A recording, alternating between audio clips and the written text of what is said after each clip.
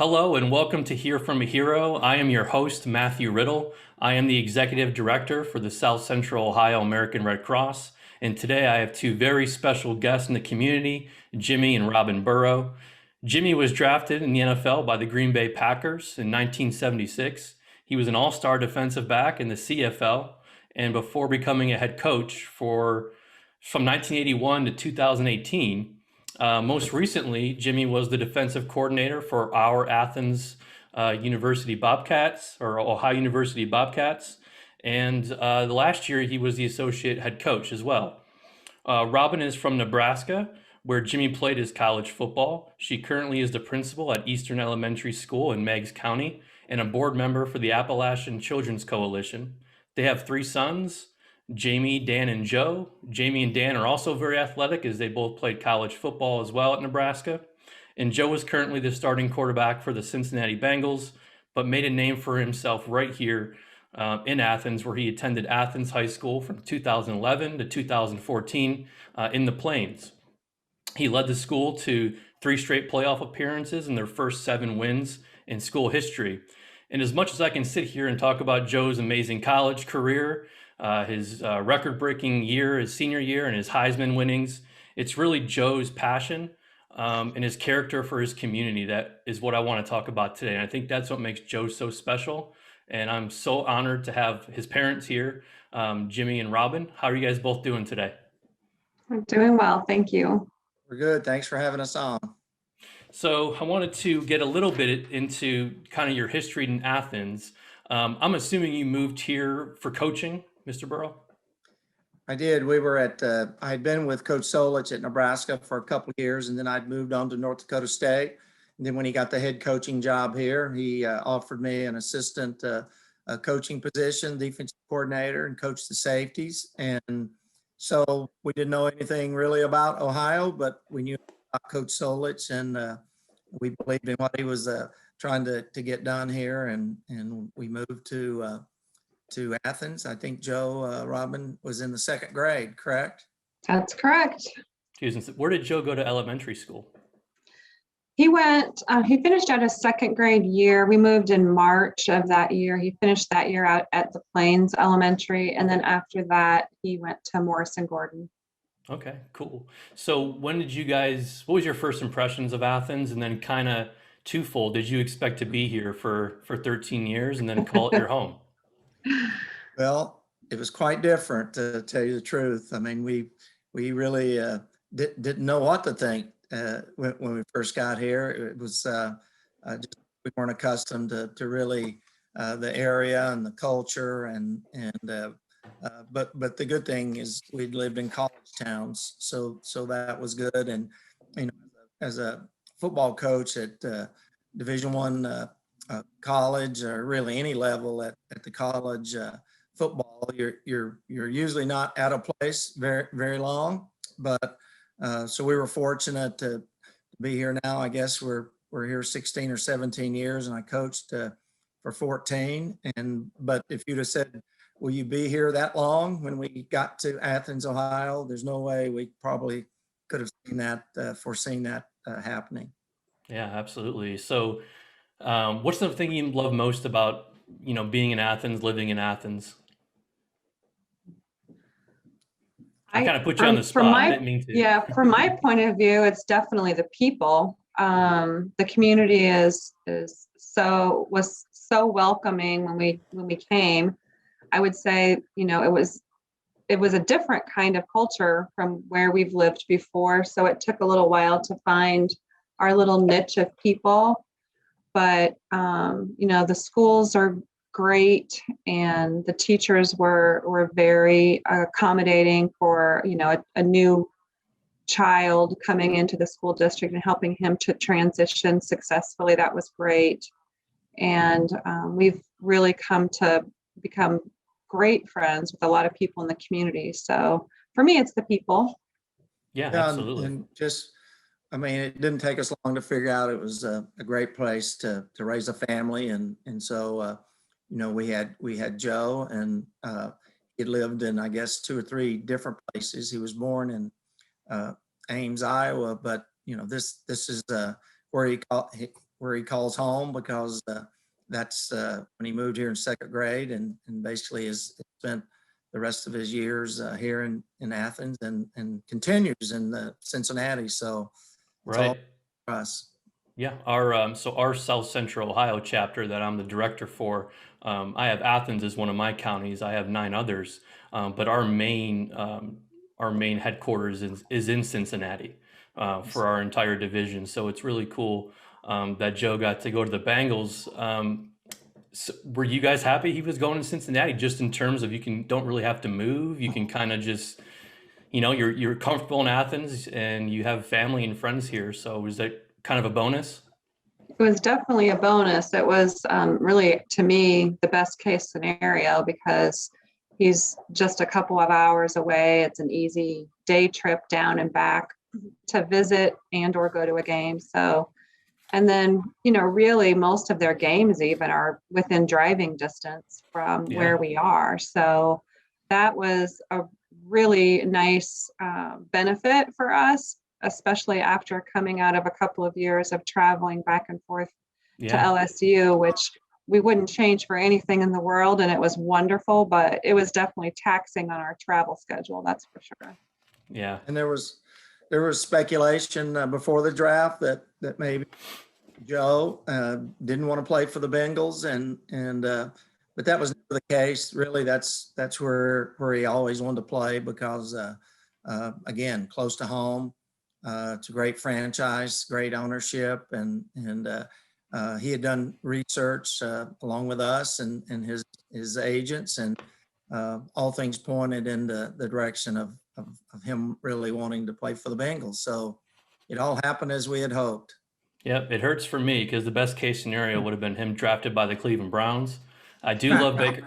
I am from Cleveland. I do love Baker Mayfield, but I think Joe is going to be something special. He already is, and I think this year is going to be a big year for him, especially since he has his friend Jamar Chase with him from LSU. So I'm expecting big things for Joe, and I'm sure you guys too are as well. Um, and so I kind of want to talk about your impact in Southeast Ohio, and it kind of starts, at least for me being an outsider, I guess, looking into your family is Joe's memorable Heisman speech. Again, I went back and I rewatched it, and you can tell a couple things. You can see how close he is to you guys, how much you mean to him, and how much he thanked everyone else and didn't really kind of toot his own horn, right? He thanked everybody. He was very emotional. Um, and I love the fact that he thanked his offensive line first. That was probably one of my favorite things he did during that speech. But did you know that Joe was going to bring up food insecurity during his Heisman speech? No, we had no idea what his plan was for his speech, or honestly, if it was about an hour before the ceremony, and up to that point, we hadn't even talked to him at all about if he had prepared anything, or Hmm. we had no idea. So Jimmy went down to his room just to make sure that he was on schedule for getting ready and everything. And I'll let Jimmy tell you Well, his what he walked into with yeah. all of that, but it's pretty amazing. I think, well, I'll let Jimmy tell that part, and Well, then I'll yeah, add we on had a little. there Okay. was so much going on in New York that those few days. I mean, it was really a whirlwind. We really hadn't thought about the speech. I mean, you still didn't know 100% if he had won or not. But so I walked down there just to check in with Joe, and he was sitting at a desk with a real small, basically an index card. And Oh, cool. what are you preparing something? He said, "No, I'm just putting down a few basically bullet points for what I want to talk about." I didn't push the conversation anymore. And as a matter of fact, it's been now within the last year.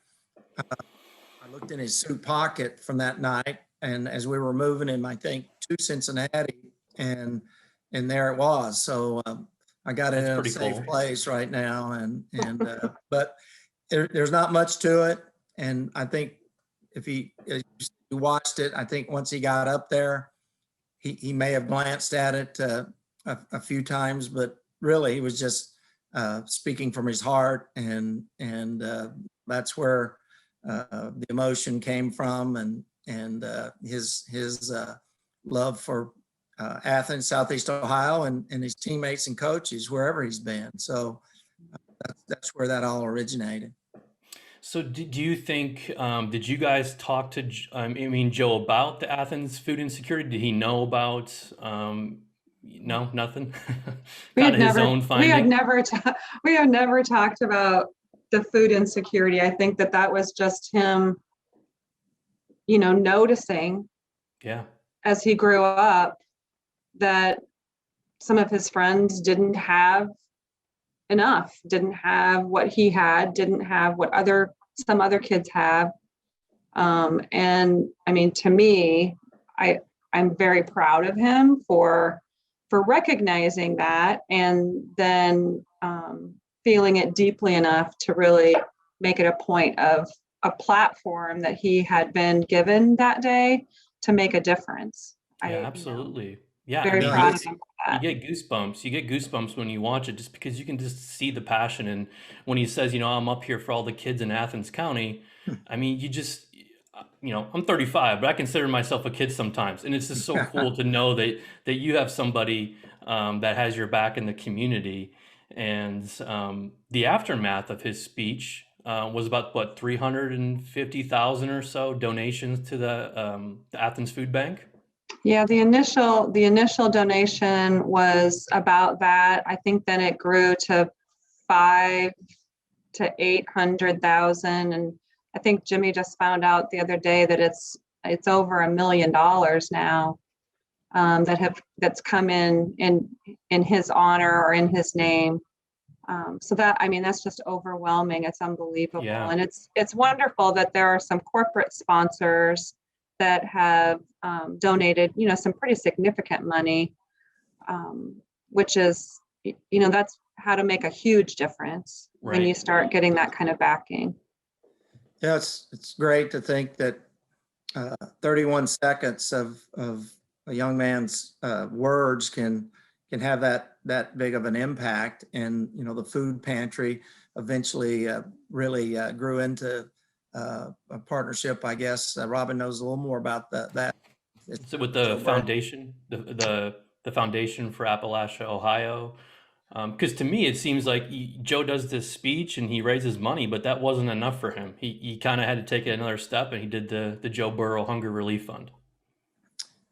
Yeah, so once, it's kind of crazy because the food pantry, the people who run that are primarily a bunch of volunteers who give their time, Yeah. including the treasurer, who happened to be our neighbor, which we had no idea of until the day after Joe's speech. And we were actually, well, quite honestly, we were in a elevator, a service elevator, trying to get Joe from where the pictures were being done to where the banquet or the gala was going to be. And I had gotten a text message from our neighbor that said, and we didn't even know anything about this whole donation thing going on. So I got a text message from our neighbor that said, "Hey, did you know that we've gotten $25,000 for the food pantry in the last 12 hours?" And I was like, Yeah. "What?" Like, first of all, how do you even know? But apparently her husband is the treasurer for the food pantry. Wonderful people who happen to be our neighbors.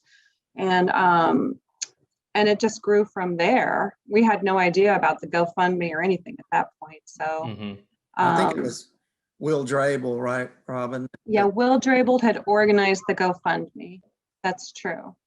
And we didn't know Will at that point either. We knew that I messaged one of my friends who has some older daughters that are close to Will's age. And I said, who's Will Drabel? And they said, well, he graduated from Athens High School and he's a part of Sunday Creek Horizons. And I was like, oh, okay. I mean, all of this is just kind of crazy. I mean, it's really a crazy story how it all has just kind of come full circle with all of our relationships with those people at this point. Yeah, because the endowment, that's going to actually sustain, hopefully, funding for the next, 5 to 10 years, maybe more. And that's Yeah. that's probably the coolest thing about this is, it's more of a long-term thing for our area because poverty is not going anywhere in Athens, unfortunately, and we can try our best as nonprofit leaders and community members to help. But it's just it's amazing that there's something like that kind of built and um, sustainable. Yeah, we're very happy that the money that's come in has been able to develop some additional outreach, food distribution in other areas. They're not running out of food Yeah. every week anymore like they were, which is, it's a true blessing for Southeast Ohio. And Okay. the great thing too about it is everybody, or so many people want to help and build on that. I mean, we were talking about the painting behind me. That part of the guy who did that painting. Some of the proceeds go to the not only the Athens Food Pantry but the Baton Rouge Food Pantry, and there's just all kind of people that tie some of their work or into fundraising for the Joe Burrow Hunger Relief Fund and the food pantry. It's really Also his- heartwarming. yeah. It's really heartwarming to know that there so many people want to give, and I think that this has been an avenue that has been that I guess the platform that Joe had created the avenue for giving. Really, Right. people want to give, and they just don't necessarily always know how to do that in a productive way. Yeah, well, let me try to help with that a little bit. So for the audience listening, I'm going to put in the comments of this as we post it a link to the Joe Burrow Hunger Relief Fund. But also, if you're more old school, you can mail your donation to the Foundation for Appalachia, Ohio, P.O. Box 456, Nelsonville, Ohio, 45764, and you can designate that to the Joe Burrow Relief Fund. Or you can contact the foundation directly at 740-753-1111. So, Robin, I wanted to ask you a couple quick questions. What makes you want to be a principal? Why do you want to be an educator? Is there something that maybe when you grew up or as you got older, you wanted to be an educator? Yeah, so education is my second career. When I first graduated from college, a long time ago, I went into fashion merchandising, but through the course of honestly several moves because of coaching with after Jimmy and I married, I ended up working part-time at a school, at Joe's elementary school in Fargo, and figured out very quickly that I thought that would be something that I would really like and that I could really make a difference in a lot of kids' lives. So when we moved here to Ohio, I went back and got my education, my elementary ed degree and a certificate, and started teaching at Morrison Gordon, and was lucky to get a job right after I graduated. And I also knew that I probably wanted to go into leadership, educational leadership, just to make the most of making a difference. Right. So I've been a principal. This is going to be my 6th year. So I'm really excited about it. That's so cool. What do you love most about being a principal?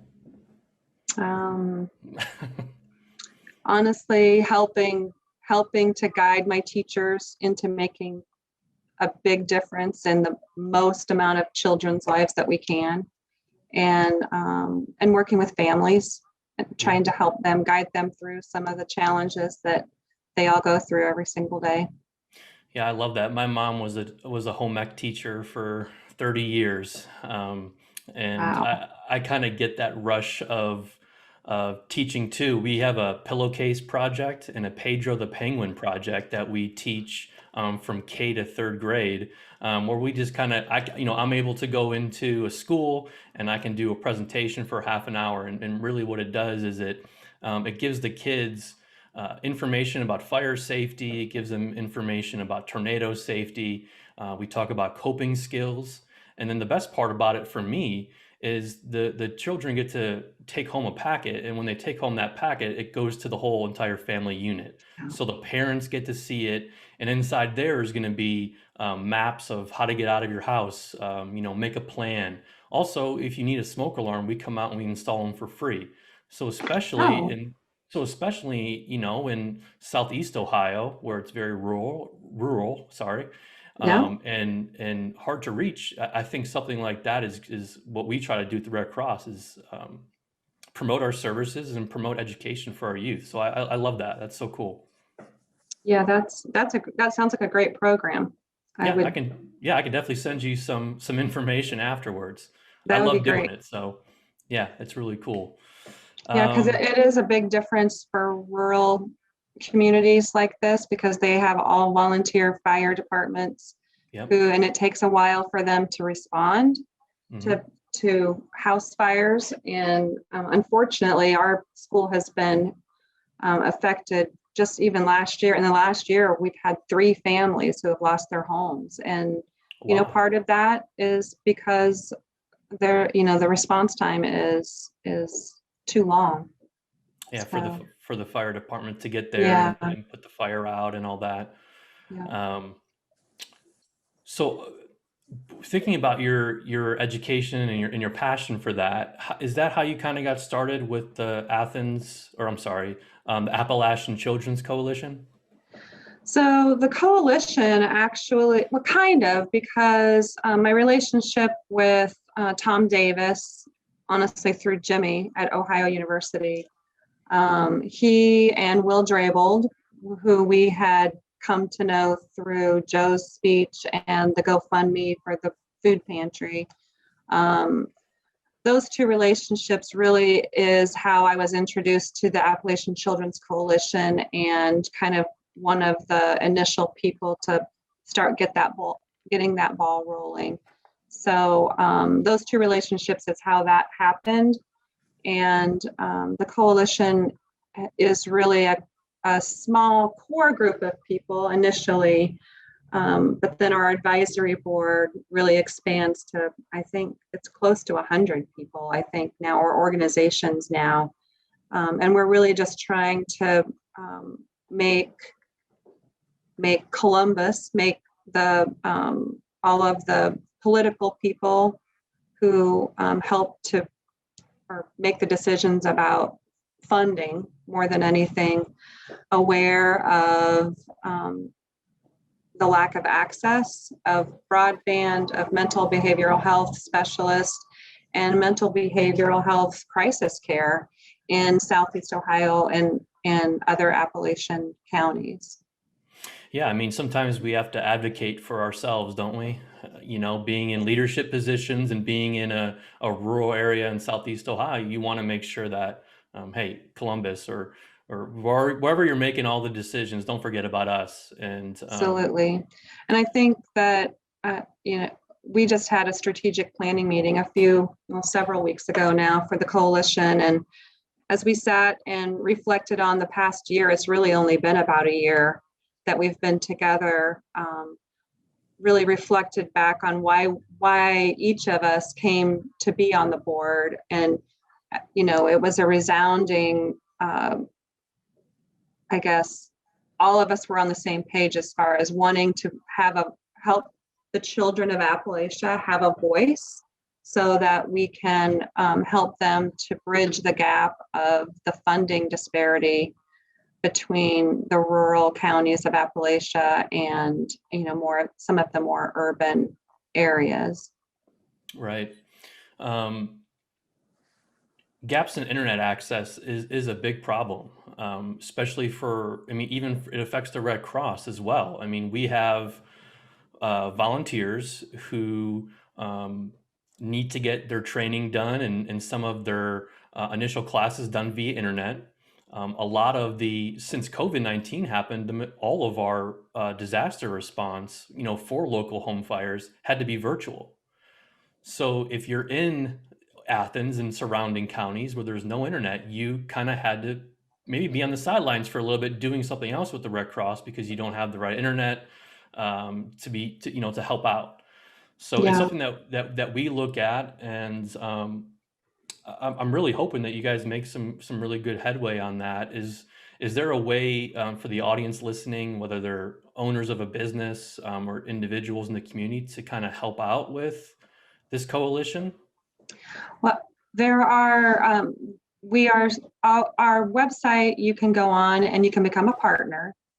And we definitely are always looking for experts in any field to help us gain knowledge about how to communicate with a lot of our state representatives and senators. I think it's really important that anybody who has expertise in any of those fields, they can come to us for, and we can help to provide a platform for communication. We're really working hard to build those relationships with the decision makers. And I will say that, you know, the governor and the lieutenant governor have both really stepped up really a lot, to, especially in the area of broadband. The lieutenant governor has really stepped forward and is making big strides and putting some money towards trying to get that final mile rolling out here in the Appalachia area. Okay. And what we'll do too, I'll get maybe a link to the website below as well. So if people want to check it out, they can go on there and see what it's all about in more detail, and like you said, see how they can maybe get involved with That would be it. great. You know, you mentioned disasters and fires, and I just want to ask, just because I see Joe back there in that LSU jersey, it makes me really upset. But because I wish that was Ohio State. However, when you were at maybe when you're in Louisiana, just because of the amount of hurricanes and flooding that region gets, whether it was there or maybe in Mississippi, Jimmy, when you grew up, do you have any Red Cross stories? Have you seen the Red Cross mission in action at all in terms of disaster response? Well, I can remember growing up in Mississippi. We were about 4 or 5 hours from the coast. My dad, he was a assistant superintendent. He was in school administration, but he was over 20 years in the National Guard. And so we did hear about hurricanes and tornadoes and things like that. And my dad got deployed to Biloxi, Gulfport, the Mississippi Gulf Coast after one of the big hurricanes. I was probably 10 or 12 years old. I can't remember, but you know, from right then, you on the news and the newspapers, it talks a lot about not only the National Guard, but working with the Red Cross. And in 2011, the small town that I grew up in until fifth grade, both of my parents grew up in Smithville, Mississippi, and I actually happened to be in Mississippi that day, not in Smithville, but a tornado basically ripped through there and tore down the whole city. So, you know, again, I can remember the Red Cross being one of the first responders to try to put the pieces back together. And Rob and I have both lived in Iowa and Nebraska and North Dakota, and floods, tornadoes, blizzards, you know, all of those things. And anytime you turn on the news and one of those kind of bad situations, you know, the first people you see are representatives of the Red Cross. So we know about it, and certainly appreciate everything that's been done over the many years that it's been a part of everything. Yeah, it's an honor to work for the Red Cross. It's such a passion of mine. My dad passed away from pancreatic cancer in 2014, and it was stage 4, and they only gave him about 4 months to live. But he ended up getting platelets and red blood cells from the Cleveland Clinic, and all of that blood is donated by Red Cross donors. So for me, it was, you know, working this job is a way for me to give back to him. And if I can give people just, you know, convince one more person to go to a blood drive and give blood, maybe they can have more time with their family member. And the reason I bring that up is we have so many services. We do service to armed forces, where we help veterans that are overseas or coming home. Obviously, we do blood drives and disaster relief. And we also do training classes and CPR classes. So I'm really hoping that, as I'm Brad, directing. you want to call me Brad? It's okay. Don't worry, Robin. In the future here, as director in Athens, that we, as hopefully as COVID starts to kind of maybe go away a little bit, we can get out in the community more, and I can talk more about everything that we do with the Red Cross. And Well, Robin and I both during the pandemic visited one of the places here in town, and I don't think we could have survived the pandemic without the great work that the Red Cross does with the blood drive, and they continue to be instrumental in battling this disease. yeah, I mean, every 2 seconds, someone needs blood. It's always a huge need for us. And like you said, you think about, hey, what's your Red Cross story? I didn't really have one until someone told me about the blood program. I started to think about, my dad and all that stuff. So, and I know Joe's high school football team was honored with the Red Cross before I was director, I think maybe 5 or 6 years ago, I think they for a were. heroes breakfast, I believe. Mhm. They were. I don't think we attended that, but I think we were. and again, Yeah. that was another great thing about football and athletics. It just it brought so many different Mhm. people together, and shed light on a lot of different situations and publicity for things like the Red Cross, the food pantry, and all of those things. And we're certainly big supporters of athletics, and it does a lot of good around the country. Yeah, because I was told by the previous executive director, Jane Patton, that the award really wasn't given to them just because they won a bunch of games. It was because how polite the kids were, how the community kind of rallied around the football team. I think that just, again, goes to show how small and tight knit and caring our community is. Our best, some of our best disaster responders are from Athens. We sent a young lady to California about 2 weeks ago to help with the wildfires. And anytime there's a national disaster, we have about 3 or 4 people that are always at the top of the list. And I always credit that back again to the community in Athens and how they just really embrace the mentality of always trying to help each other and help each other be out. So to kind of wrap up, is there anything that the Red Cross can do or the community can do to help both these initiatives we talked about? We talked about the hunger relief, and we've talked about your coalition, Robin. Just any last words that you guys would want to maybe mention here? From my perspective, I feel like, just continually bringing and talking about bringing either of these two issues to the forefront, and everyone really just keeping other people's best interest in mind all the time. I mean, we just, Yeah. as a human being, as a community, as our family in Southeast Ohio, as a community of family, we just have to continue to really keep our hearts open, our eyes and ears open to try to help. And I think that every single person can make a difference.